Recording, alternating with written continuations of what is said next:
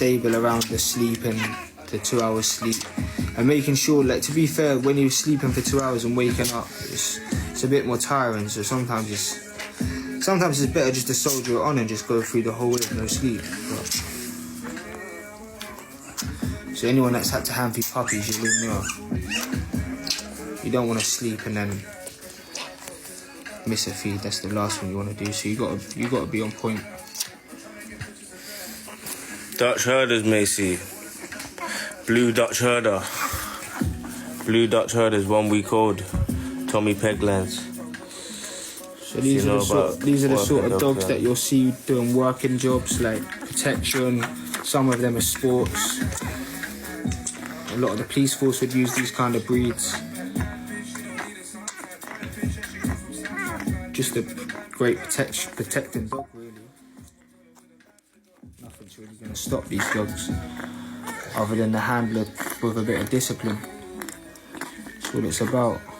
We'll let her have a little breather. You can hear the crackling on her chest, so what we'll have to do in a minute is get the breathing aspirator and then we'll just pull it through. As long as they want to drink more, then it's a general sign that they're healthy. Yeah. As long as they want to drink, we won't ever over drink them. They kind of tend to pull off the teat and don't want to come back on the teat when they're done. But right now we're kind of making sure they're not overfeeding. There you go, we'll leave that one. So now what we do is we'll just give the back a little rub.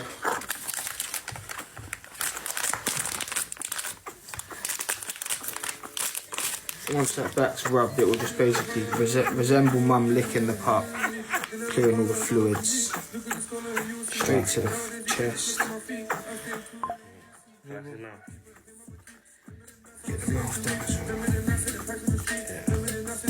That's shit. You'd normally want to do the mouth after you do the breathing though, because you're going to just make more gunk come out, but we'll make sure she's tidy for the camera.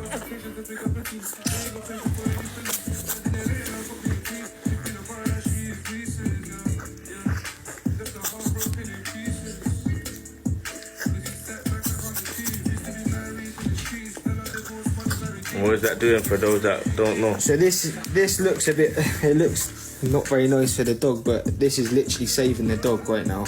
If we left these pups into the whelping box with a lot of fluid on its lungs, there's a possibility it's going to drown.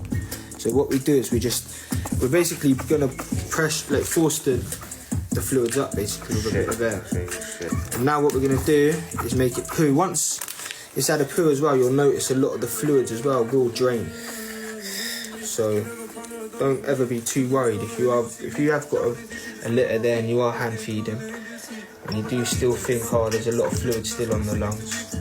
Don't you worry, because once you do this, make it have a wee and a poo, it will basically push all the fluids to its chest from like the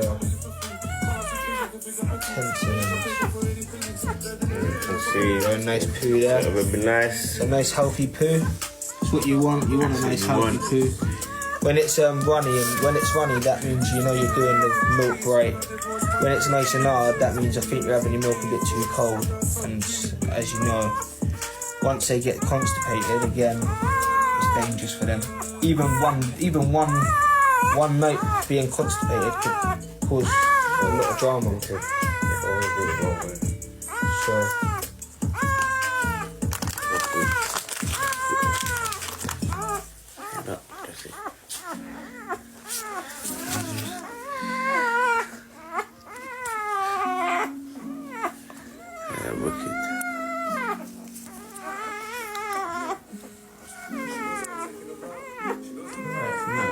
You don't want to do it too much, make sure it's had a poo, because you end up hurting his bud. Sorry, I'm off quickly. So, this is a girl. This is a 7-day-old girl, Dutch herder, blue.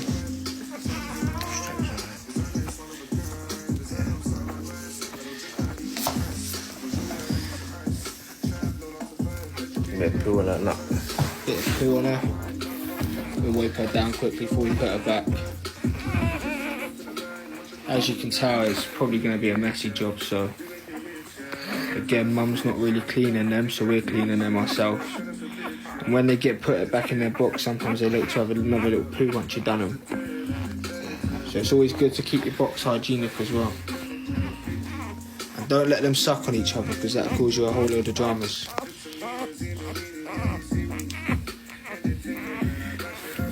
Oh, she's nice and tidy. We'll get her back now. Get her back and get her to go sleep. Right. Now we're gonna move on to the boys. To the